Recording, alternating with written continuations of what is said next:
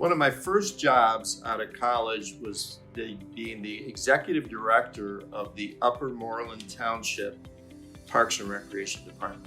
If you don't know where Upper Moreland is, it's right outside of Philadelphia. And since I went to school at Temple University, it made a lot of sense. And it was great to be still in the Philadelphia area at the time. And we had a lot of different things going, but our prize facility was Mason's Mill Park. And Mason Mill Park had all kinds of things. We built the softball field, lighted the field, basketball courts, et cetera, et cetera. But one thing that was unique, it was called Safety Town. And Safety Town was the brainchild of the deputy chief of the police department.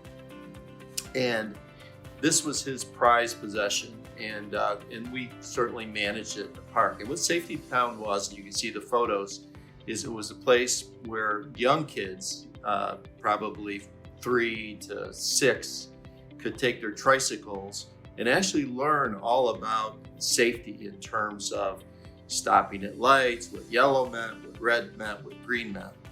Well, one day as I went to the park, as I often did, just to check it out, I saw that there was vandalism in Safety Town, and that was not good.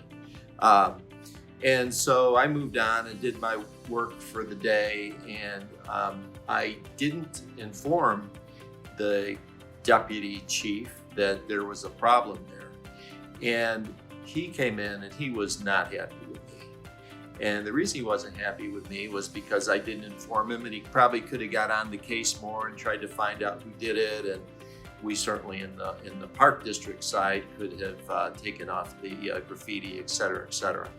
So he said to me, he goes, "Do you know what assume means?" And I said, "What do you mean?" "It means assume." He goes, "Ass out of you and me." And I've always remembered that because oftentimes people we work with make assumptions, right, that aren't necessarily the right thing. And rather than ask the question or say something to someone about that, they just assume.